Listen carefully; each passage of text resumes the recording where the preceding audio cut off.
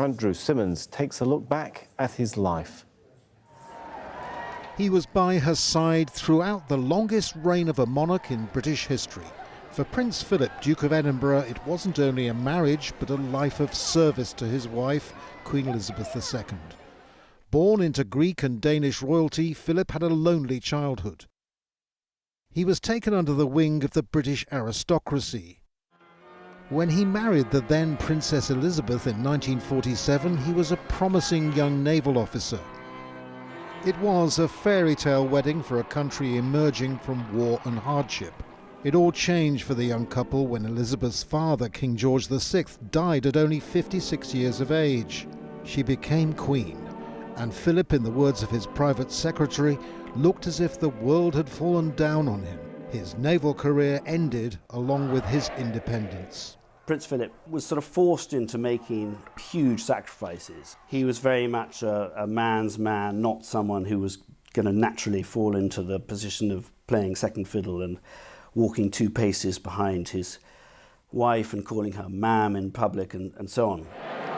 And so began life in the Queen's shadow. Hundreds of engagements a year. He did, however, manage to find time for his own charities, helping young people and conserving wildlife. Very energetic, a problem solver, a sort of scientific cast of mind. So those were sort of, on the positive side, the attributes that people admired.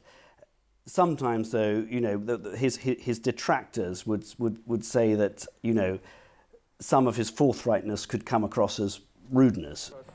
Philip did have a reputation for embarrassing and politically incorrect remarks, whether he was being rude about the Chinese or Indians, or swearing at photographers, often a sideshow to formal occasions. Yet even though an air of racism hung over him, a staunchly royalist UK media generally forgave him.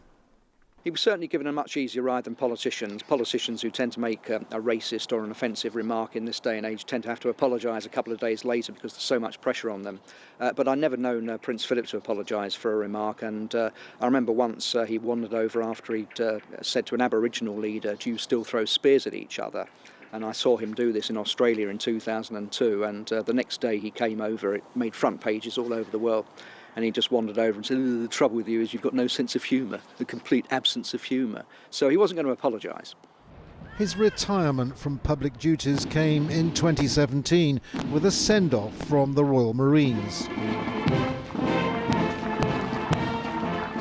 Whatever the faults, his 60 years of public service was admired by many people. While their marriage was said to have had its ups and downs in the couple's younger years, Prince Philip remained dedicated and supportive to the Queen. She'll receive immense sympathy from a British public known to view her with respect and affection.